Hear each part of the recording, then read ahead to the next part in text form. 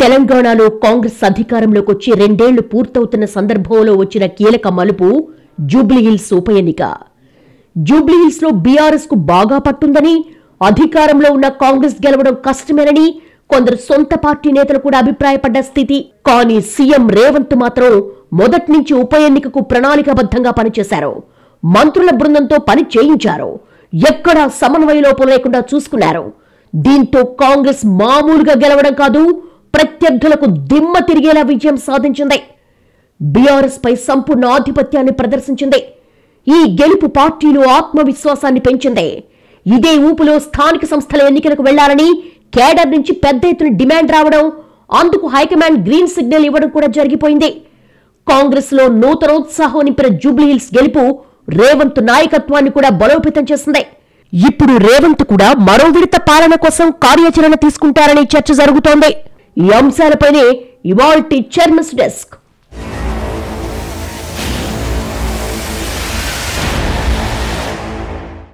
జూబ్లీహిల్స్ ఉప ఎన్నిక ఫలితం ఇలాంటిది కాదు.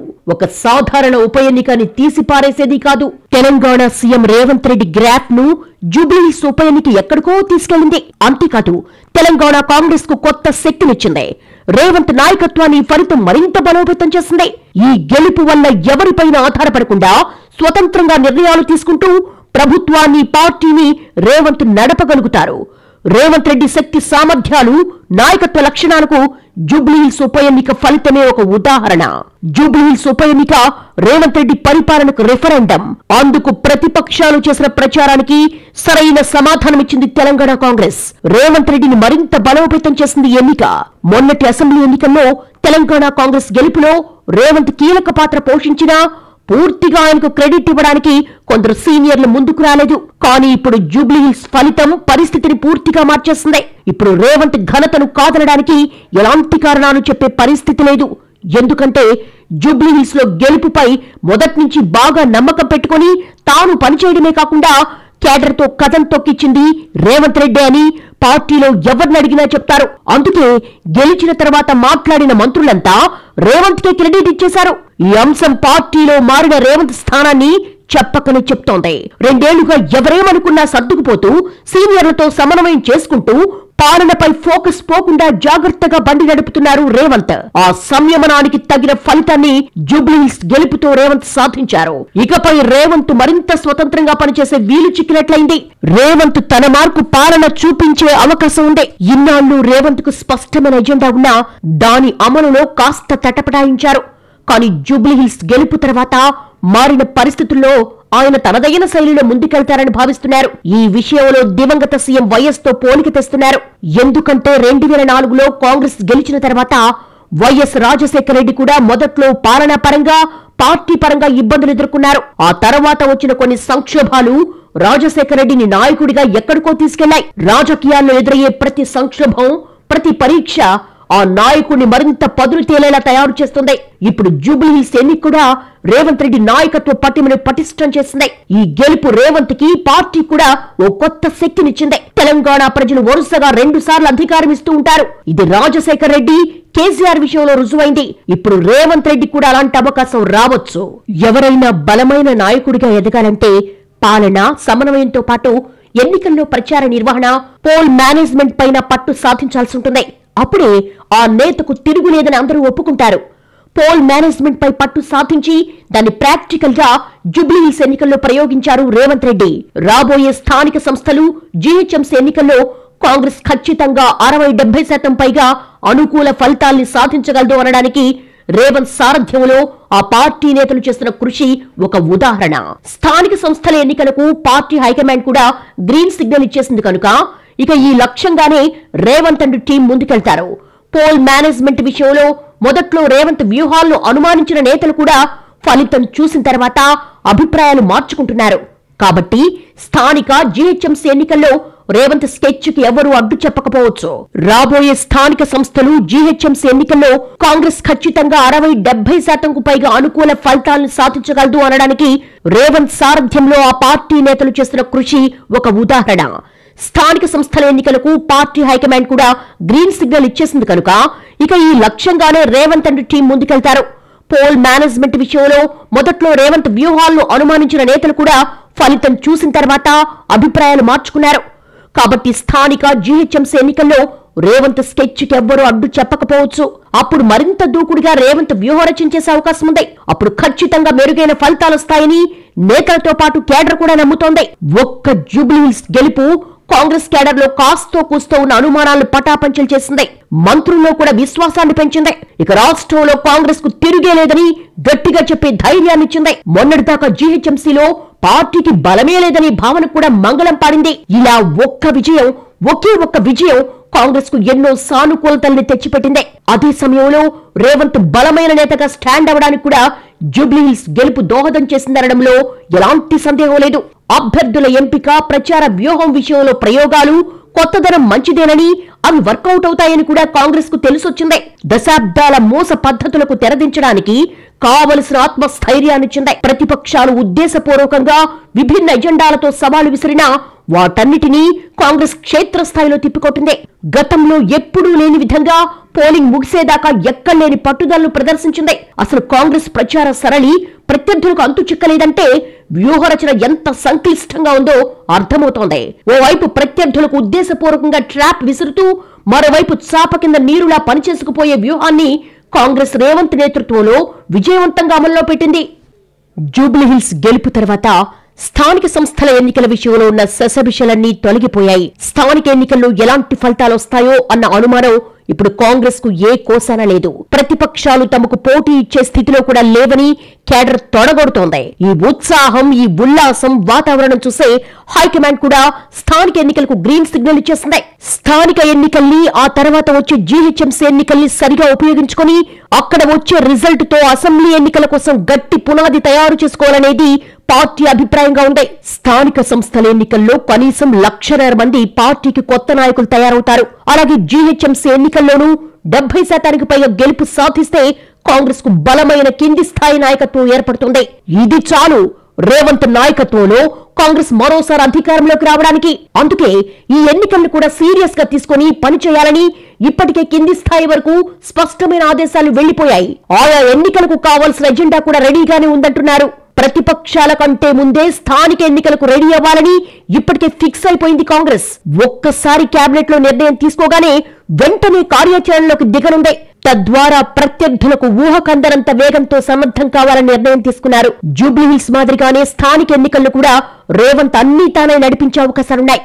సీనియర్లతో సమన్వయం చేసుకుంటూనే రాష్ట్ర వ్యాప్తంగా పార్టీ స్థితిగతుల్ని సమీక్షిస్తూ అవసరమైన చోట వ్యూహాలు మార్పు, అభ్యర్థుల మార్పు వంటి నిర్ణయాలతో పాటు పోల్ మేనేజ్మెంట్ విషయంలోనూ కేడర్ కు నేరుగా ఆదేశాలిచ్చే పరిస్థితి కనిపిస్తోంది. ఒక్కసారి స్థానిక ఎన్నికల్లో మెరుగైన ఫలితాలొస్తే ఆ తర్వాత జీహెచ్ఎంసీలో మరింత ధీమా వస్తుందని, అప్పుడు మేయర్ సీటు దక్కించుకోవడం పెద్ద కష్టం కాదని కాంగ్రెస్ నేతలు లెక్కలిస్తున్నారు. మొత్తం మీద జూబ్లీహిల్స్ గెలుపుతో కాంగ్రెస్ నేతలు సమిష్టి కార్యాచరణలో ఉండే కిక్కును బాగా ఆస్వాదించారు. ఇకపైన ఇదే ధోరణితో ముందుకెళ్లాలని అనుకుంటున్నారు.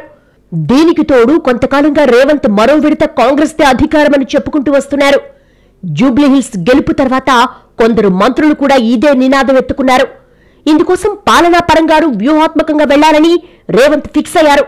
ఒక్కసారి గతానికి వెళ్తే తెలంగాణ ఉద్యమ క్రెడిట్ ను కేసీఆర్ పూర్తిగా తీసుకున్నారు. అందుకే ఆయనకు జనం 2 సార్లు పట్టం కట్టారు. ఇప్పుడిక ఉద్యమ ప్రభావం లేదు, మిగిలిందల్లా అభివృద్ధి మాత్రమే. కనుక అదే లక్ష్యంతో రేవంత్ ముందుకెళ్తే ఆయనకు తిరుగుండదు. రేవంత్ రెడ్డికి బలమైన సీనియర్ల టీం ఉంది.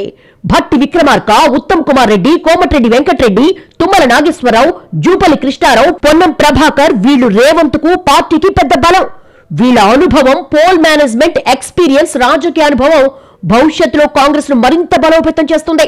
ఇప్పటికే ఈగోను పక్కన పెట్టి కలిసి పనిచేయడానికి అలవాటు పడ్డ మంత్రులు ఇదే వ్యవహార శైలి కొనసాగిస్తారు అనడంలో రెండో మాటకు తావులేదు. అలాగని గత 2 ఏళ్లలో మంత్రులతో సీఎం కు సమస్యలు రాలేదని కాదు. కొండా సురేఖ లాంటి మంత్రుల తీరుతో కొన్ని ఇబ్బందులు వచ్చినా రేవంత్ వాటిని ఒడుపుగా పరిష్కరించారు. తద్వారా అవి మరీ ముదరకుండా జాగ్రత్త పడ్డారు. కేవలం మంత్రుల మధ్య కాదు, నేతల మధ్య ఇష్యూస్ వచ్చినా ఎక్కడికక్కడ పరిష్కరిస్తూ వచ్చారు. ప్రతి సమస్యకు హేతుబద్ధమైన ముగింపు పలికారు.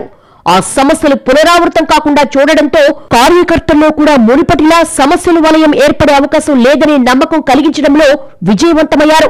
నిజానికి జూబ్లీహిల్స్ ఫలితం ఇలా ఉంటుందని ప్రతిపక్షాలు అంచనా వేయలేదు. పైగా ఈ ఉప ఎన్నికతో అధికార కాంగ్రెస్ డిఫెన్స్ లో పడుతుందని అతి విశ్వాసానికి పోయారు. తీరా ఊహించని విధంగా పెరిగిన కాంగ్రెస్ ఓటు బ్యాంకు వాటికి ప్రమాద సంకేతాలు పంపుతోంది.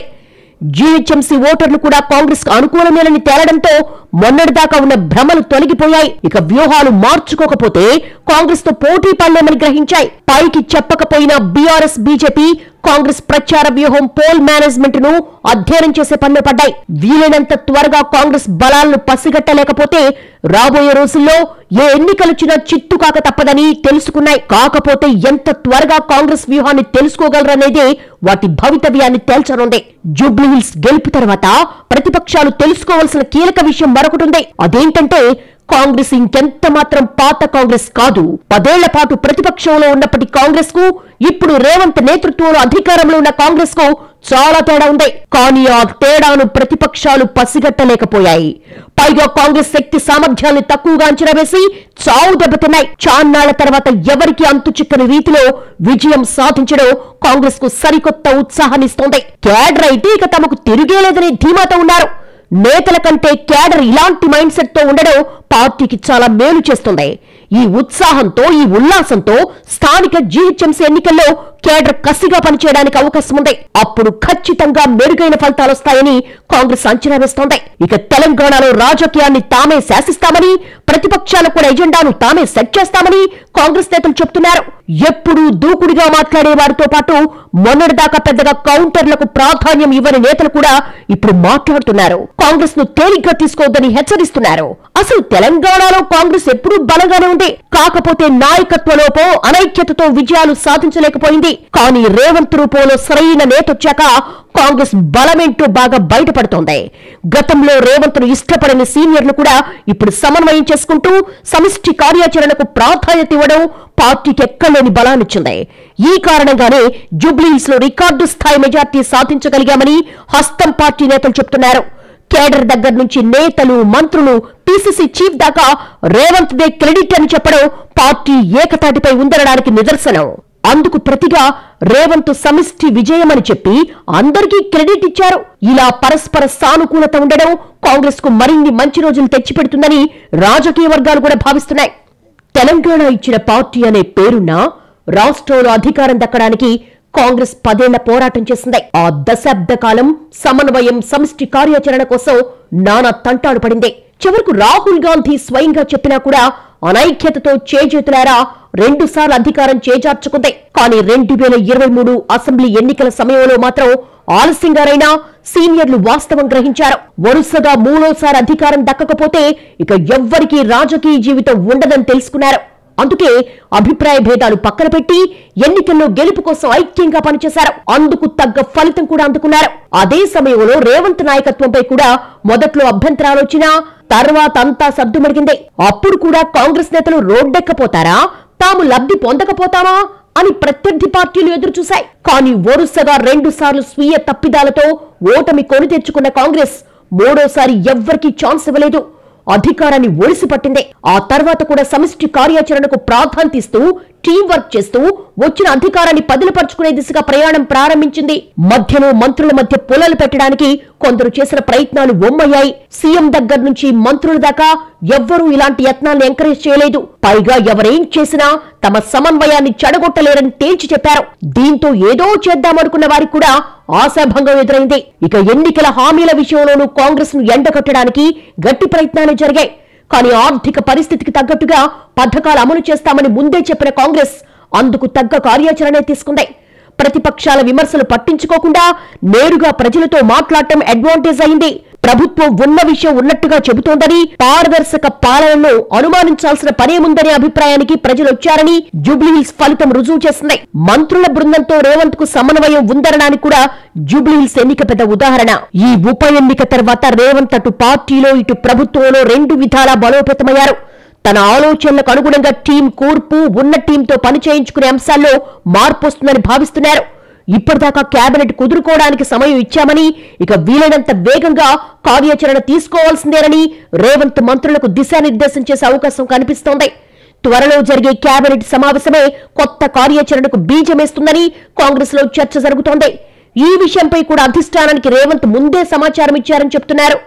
జూబ్లీహిల్స్ గెలుపు తర్వాత కాంగ్రెస్ కు పార్టీ పరంగా మంచి కిక్ వచ్చింది. దీన్ని కొనసాగించడమే కాకుండా మరింత పెంచేలా కార్యాచరణ తీసుకోవాల్సిందేనని రేవంత్ ఫిక్స్ అయ్యారు. అసెంబ్లీ ఎన్నికల్లో ఇచ్చిన హామీలతో పాటు ఉప ఎన్నికల్లో ఇచ్చిన హామీలు కూడా నెరవేర్చాల్సిన బాధ్యత ఉంది.